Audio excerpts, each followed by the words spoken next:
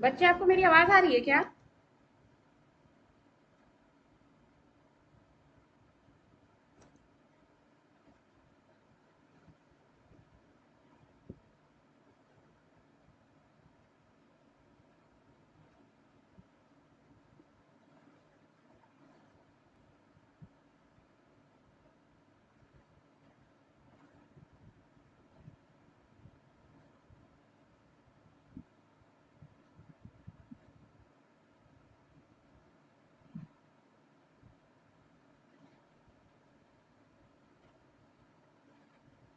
देखो, हम क्या कर रहे थे, अभी थोड़ी नेटवर्क इशू आ गई थी, जिस वजह क्या है, डिस्कनेक्ट हो गया था। ठीक है, तो हम बात कर रहे थे किस चीज की? एपिलेप्सी की।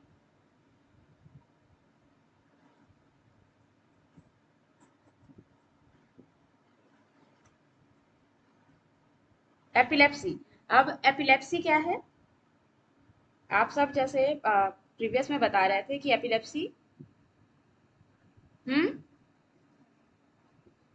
जिसको आपने बोला था कि हाँ, मिर्गी के नाम से जाना जाता है। और देखो, एपिलेप्सी क्या है?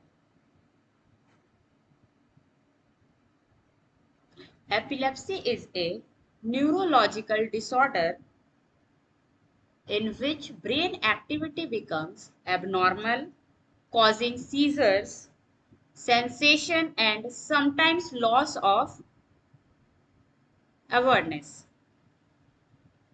Epilepsy is a neurological disorder. Epilepsy, हाँ बेटा,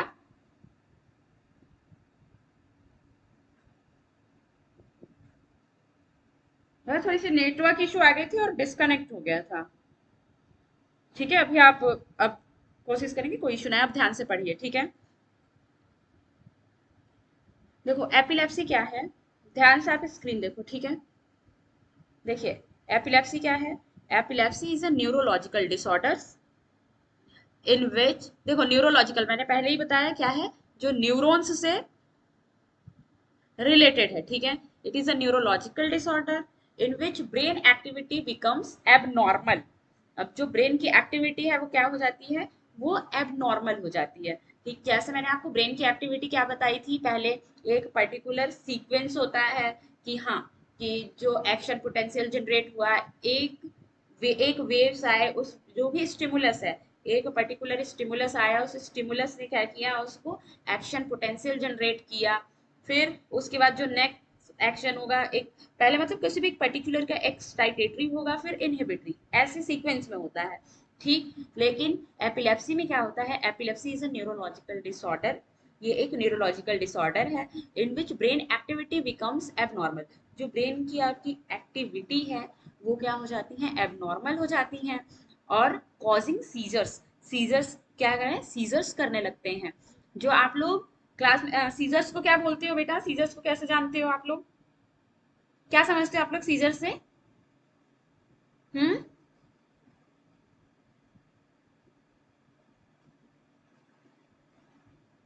बताइए।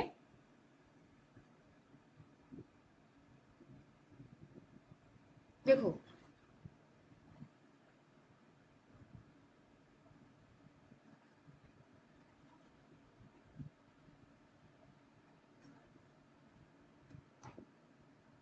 देखो क्या है, epilepsy can cause by brain injury.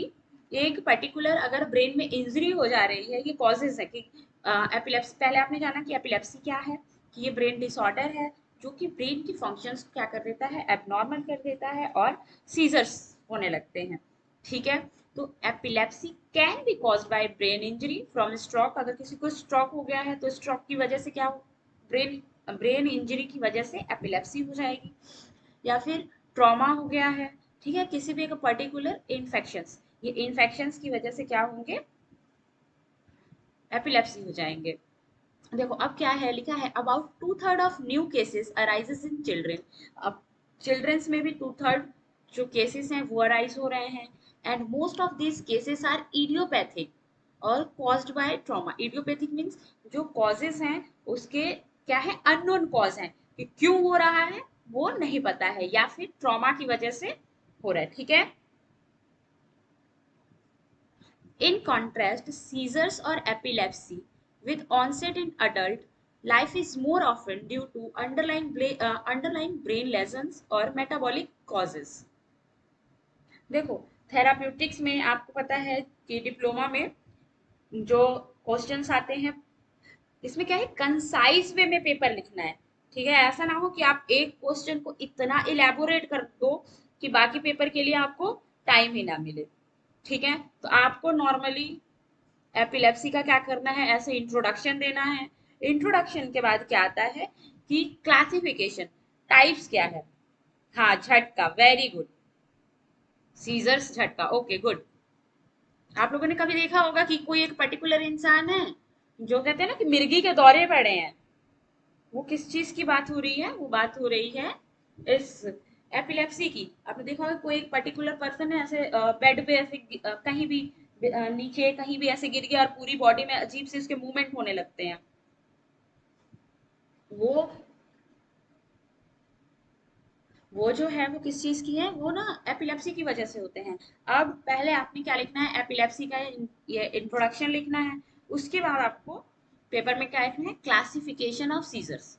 Classification of seizures का मतलब है कि टाइप्स कौन से हैं।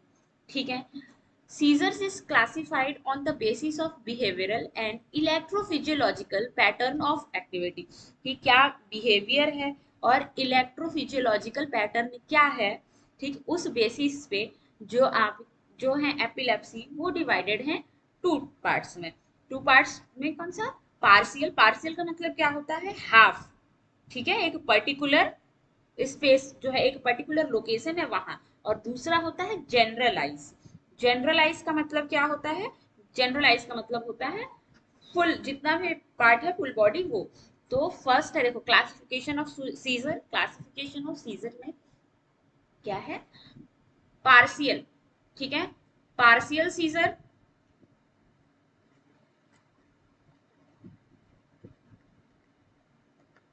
फिर पार्शियल सीजर का मतलब देखो, it mainly appear in one, only one hemisphere. आपको ये याद होगा कि जब हम ब्रेन की एक्टिविटी कर रहे थे, तो जो ब्रेन की हम एक्टिविटी कर रहे थे तो उसमें क्या हो रहा था, ब्रेन कि ब्रेन का जो है जो सेरिब्रम है, सेरिब्रम क्या है, वो जो दोनों हेमिस्फीयर हैं आपस में कैसे कम्युनिकेट करते हैं, वो करते हैं कॉर्पस कैलोसम से। ठीक है, तो ये चीज याद रखना। अब आप मुझे बताइए, अगर एक पर्टिकुलर पर्सन का, ठीक है, अगर मान लो थोड़ी देर के लिए, जैसे कि पार्शियल सीजर की बात कर रही हूँ, और अभी मैंने बताया है कि बॉडी के जो राइट साइड के फंक्शंस होते हैं वो लेफ्ट हेमिस्फीयर कंट्रोल करता है, और बॉडी के जो लेफ्ट साइड के फंक्शंस होते हैं वो राइट हेमिस्फीयर ऑफ सेरेब्रम क्या करता है, कंट्रोल करता है। तो अगर मान लो किसी एक पर्टिकुलर पर्सन को, ठीक है, एक साइड का, मान लो राइट साइड का क्या हो गया, उसको पैरालिसिस आ गई, बॉडी के राइट साइड में पैरालिसिस आ गई, तो आप मुझे बताइए कि कौन सा हेमिस्फीयर जो है वो डैमेज हुआ है, कौन सा हेमिस्फीयर रिस्पॉन्सिबल है।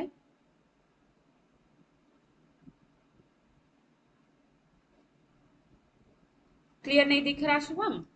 वेट वेट वेट बेटा,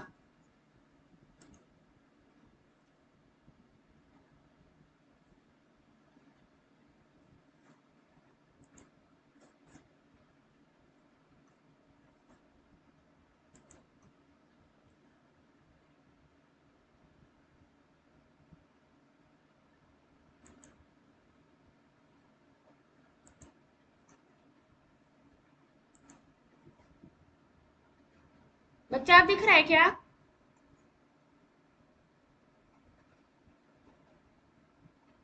हम्म, अभी दिखने लगेगा, देखो।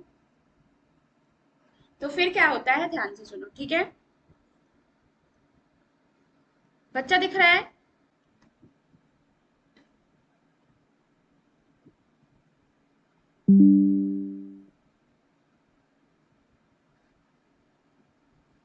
Left, very good.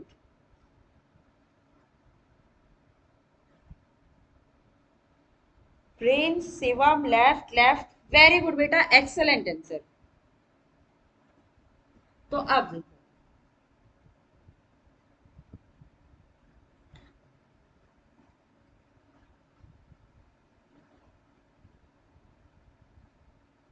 देखो partial it mainly appear in only one hemisphere. That means symptoms only happen in a specific part or on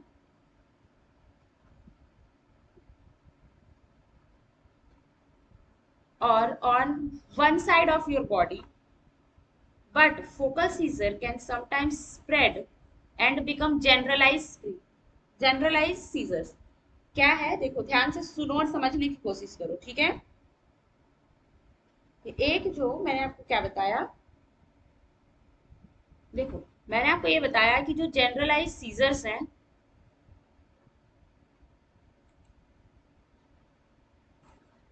बेटा अब कनेक्शन सही हो गई है, जरा चेक कर लो।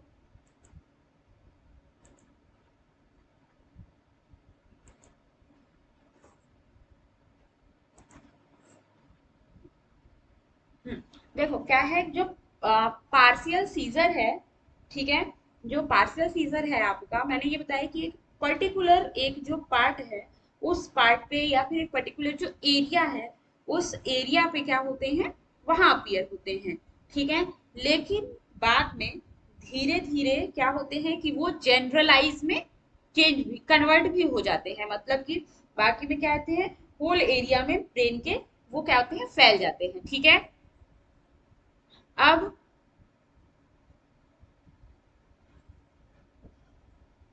जो आपके पार्शियल सीजर्स होते हैं, वो फर्दर कौन कौन से टाइप्स के हैं, simple partial seizure with motor sensory और autonomic symptoms, and complex partial seizure, और partial seizure with secondary generalisation.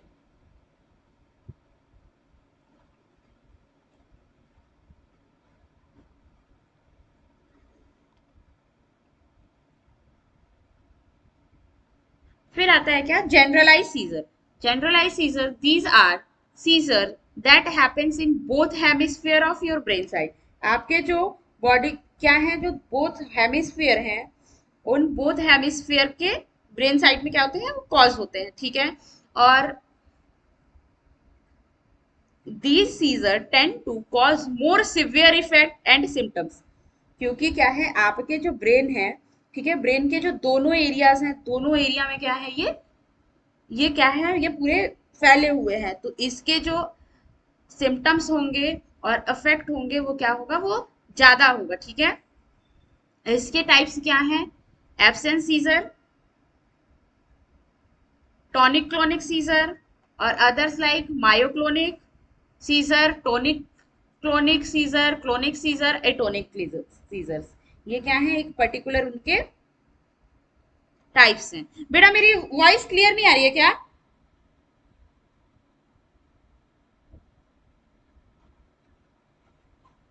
जरा मुझे कंफर्म करिए तो।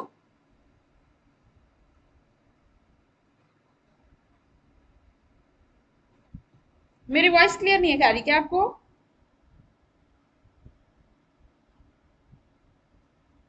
हम्म, बताइए जरा, क्या मेरी वॉइस क्लियर नहीं है?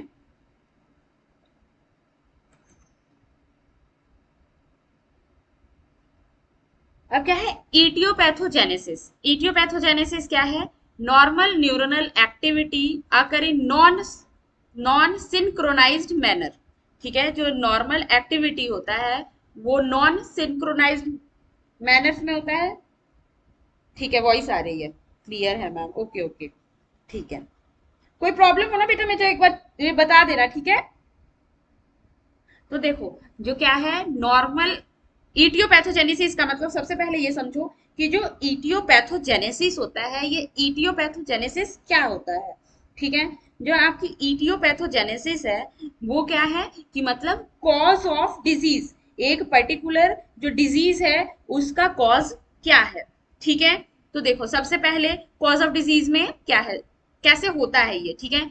जो नॉर्मल न्यूरोनल एक्टिविटी है, ठीक है, जो न्यूरॉन्स हैं उसकी नॉर्मल जो एक्टिविटी है, occur in a non synchronized manners with group of neurons inhibited and excited, ठीक है, sequentially during the transfer of information between different brain areas.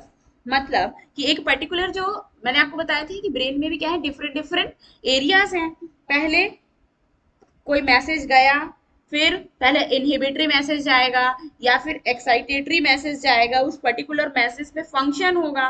जैसे मैं आपको बताया था एक पर्टिकुलर क्या है कि सेंसरी मोटर्स जो सेंसरी न्यूरॉन्स जो हैं वो कोई सेंस डिटेक्ट करके आपके ब्रेन के पास लेकर आएंगे। अब जो ब्रेन है वो क्या करेगा, उसके अकॉर्डिंग कुछ जो मैसेजेस हैं इंटरप्रिटेट करेगा। इंटरप्रिटेट करने के बाद वो क्या करेगा कि वो इंटरप्रिटेट करने के बाद वो मोटर न्यूरॉन्स को क्या करेगा, कमांड देगा कि वो मोटर न्यूरॉन्स क्या करें, पर्टिकुलर वर्क करें। ठीक है, लेकिन ये क्या है नॉर्मल में। लेकिन जब एबनॉर्मल हो जाता है तो एबनॉर्मल में अभी एक फंक्शन हुआ ही नहीं, तब तक दूसरे का भी मैसेजेस आ जाते हैं। एक्साइट हुआ कोई चीज, फिर इनहिबिट हुआ नॉर्मल में, लेकिन एबनॉर्मल में क्या है, अभी एक्साइटेशन के बाद इनहिबिशन होना चाहिए था, लेकिन वो फिर दोबारा एक्साइट हो गया। ठीक है, seizure occur when neurons are activated synchronously. देखो सिंक्रोनियसली क्या हो गए हैं, एक्टिवेट हो जाएंगे, तब क्या होगा सीजर्स, जिसको आप लोग क्या कहते हैं कि मिर्गी का दौरा पड़ गया है या फिर उसको झटके आ रहे हैं। ठीक है, the kind of seizure depend on the location of abnormal activity and the pattern of spread to different parts of brain. ठीक है, क्या है कि अब जो सीजर्स आ रहे हैं, किस टाइप की सीजर्स आ रही है, क्या ड्यूरेशन है सीजर्स का, ठीक, वो सीजर्स की कैसे पता लगेगा, वो एक्टिविटी की एक पर्टिकुलर जो ब्रेन का आपका एरिया है वो कितना डैमेज है। ठीक है, क्या है, ऐसा है कि लोकल सीजर है या फिर जो सीजर है वो जनरलाइज सीजर है, उसके टाइप से पता लगेगा। ठीक है, उस पैटर्न से ही ये होंगे। अब जो most inhibitory synapsis use the neurotransmitter GABA. आपको पता होगा गाबा, गाबा का फुल फॉर्म क्या है, ये गाबा का फुल फॉर्म क्या है बच्चा? हम्म,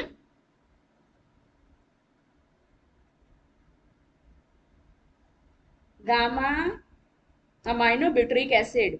ओके, अब आएगा क्या क्लिनिकल मैनिफेस्टेशन। क्लिनिकल मैनिफेस्टेशन का मतलब कि आपको साइन एंड सिम्टम्स क्या है।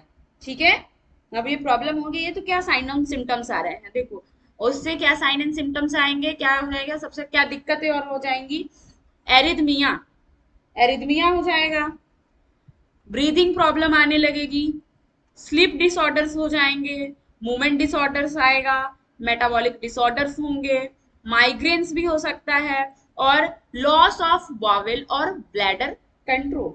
ठीक है, ये है आपके क्या क्लिनिकल मैनिफेस्टेशन। अब नॉन फार्माकोलॉजिकल मैनेजमेंट, जब बात आती है फार्माकोथेराप्यूटिक्स में, तो फार्माकोथेराप्यूटिक्स में आपको ज्यादा कुछ नहीं करना है, सिर्फ और सिर्फ वो एक पर्टिकुलर जो डिजीज है उस डिजीज का आपने क्या करना है, उस डिजीज का आपको इंट्रोडक्शन लिखो, जो डेफिनेशन है इंट्रोडक्शन है वो लिखो। उसके बाद अगर कोई टाइप्स है तो उस टाइप्स को लिखो, जब टाइप्स होते हैं फिर इटियोपैथोजेनेसिस लिखो, इटियोपैथोजेनेसिस कॉज ऑफ डिजीज क्या है, फिर आपको क्या लिखना है, क्लिनिकल मैनेजमेंट लिखना है। ठीक, क्लिनिकल मैनिफेस्टेशन लिखना है। क्लिनिकल मैनिफेस्टेशन होगा तो किसी भी चीज को हम डॉक्टर के पास जाने से और मेडिसिन देने से पहले क्या किया जाता है, नॉन फार्माकोलॉजिकल मैनेजमेंट किया जाता है। उसके बाद पहले नॉन फार्माकोलॉजिकल मैनेजमेंट, उसके बाद फार्माकोलॉजिकल मैनेजमेंट आएंगी, उसमें ड्रग्स यूज होते हैं। ये चीज याद रखना कि नॉन फार्माकोलॉजिकल जो ट्रीटमेंट है इसमें हम लोग क्या कहते हैं, जो अपना जो मेडिसिन हैं ड्रग्स हैं उसको क्या किया जाता है, वो फार्माकोलॉजिकल में आता है, और नॉन फार्माकोलॉजिकल में आपकी डाइट है, ठीक है, आपके डेली रूटीन है, उन सबको क्या कहते हैं, मॉडिफिकेशन किया जाता है। ठीक है, तो नॉन फार्माकोलॉजिकल जो मैनेजमेंट है उसमें क्या है, avoid and discard all the activity which causes और induce the depression, stress, sleep disorder. अपनी वो सारी जो उन सब चीजों को, एक्टिविटी को क्या करिए, आप अवॉइड करिए जिससे आपको डिप्रेशन हो रहा है, स्ट्रेस हो रहा है या फिर स्लीप डिसऑर्डर्स हो रहे हैं। ठीक है, फिर क्या करना है, फॉलो करें और चेंज करें अपना डाइट प्लान। जो अगर एक पर्टिकुलर आप डॉक्टर के पास गए और डॉक्टर ने आपको जो भी प्रिस्क्राइब किया है और अपना डाइट प्लान जैसे बताया है उस डाइट प्लान को क्या करना है, फॉलो करना है। ठीक है, और एक चीज देखो ये बहुत ही अच्छा लिखा है, some small extent caffeine, alcohol, nicotine substance is managing the brain disorder, ठीक है, but avoid the ingestion of excessive amount of these. Small extent में स्मॉल एक्सटेंट में आप coffee, alcohol and nicotine substance use किया जा सकता है किस चीज के लिए, मैनेजमेंट ऑफ ब्रेन डिसऑर्डर। अब बताओ, ठीक है, कैफीन है और निकोटिन है, ये हम ब्रेन क्यों हम यूज करने की बात कर रहे हैं, लेकिन स्मॉल एक्सटेंट में। देखो ये चीज याद रखना, avoid the ingestion of excessive amount of these, excessive amount में यूज नहीं करना है, क्योंकि देखो हम क्या कर रहे हैं कि जो डिप्रेशन होता है, डिप्रेशन वाली एक्टिविटी से क्या करना है, अवॉइड करना है, और आपको स्ट्रेस नहीं लेना है। निकोटिन होते हैं, कैफीन होते हैं, ये क्या करते हैं, ये आपकी जो ब्रेन है न्यूरोलॉजी पे क्या करते हैं, ये एक्साइटमेंट का क्या करते हैं, ये स्टिमुलेशन का काम करते हैं, ठीक है। तो आप क्या कर सकते हैं, इसको स्मॉल एक्सटेंट में ऐसा मेडिसिन यूज कर सकते हो। फिर practice yoga, meditation, physical exercise regularly, ठीक है।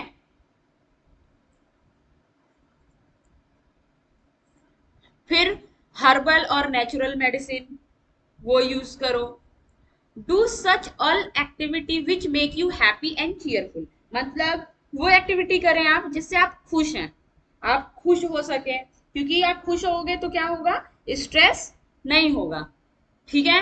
अब लास्ट पार्ट क्या है, नॉन फार्माकोलॉजिकल कर लिया, लास्ट है क्या, फार्माकोलॉजिकल मैनेजमेंट। अब फार्माकोलॉजिकल मैनेजमेंट में क्या आते हैं, जो जो एंटी एपिलेप्टिक ड्रग्स हैं वो सारे ही आएंगे फार्माकोलॉजिकल मैनेजमेंट में, ठीक है। फार्माकोलॉजिकल मैनेजमेंट में जो भी ड्रग्स हैं उनको classified, chemically drug are classified as, हम बेंजोडाइजेपिन यूज करेंगे। बेंजोडाइजेपिन में क्या एग्जांपल है, क्लोनाजेपाम, लोराजेपाम, डाइजेपाम। फिर बार्बिचुरेट्स यूज करेंगे, फिनोबार्बिटोल, ठीक है। डिपेंड करता है कि इसका क्या क्या केसेस हैं। ये जो सारी क्लास के ड्रग्स हैं, ये जो क्लास डिफरेंट डिफरेंट क्लास के ड्रग्स हैं, ये किस चीज में यूज होते हैं, ये यूज होते हैं आपके एंटी एपिलेप्टिक ड्रग में। फिर है बार्बिचुरेट्स हैं, डीऑक्सी बार्बिचुरेट्स, हाइडेंटोइन, हाइडेंटोइन का क्या है, phenytoin, aliphatic carboxylic acid, valproic acid. फिर नेक्स्ट क्लास क्या है, ऑक्साजोलिडाइन डेरिवेटिव्स। फिर साइक्लिक गाबा एनालॉग्स, गाबापेंटीन। फिर इम्यूनोस्टिलुबिन, फिर और अदर्स ड्रग, ठीक है। ये सारे ड्रग्स क्या हैं, ये ड्रग्स हैं आपके किस चीज के, एंटी एपिलेप्टिक ड्रग, ठीक है। बेटा एपिलेप्सी, बस एपिलेप्सी में इतना ही करना है आपको। एपिलेप्सी समझ आई, थेराप्यूटिक्स के लिए एपिलेप्सी में बस इतना ही करना है आपको। एपिलेप्सी समझ आई बच्चा।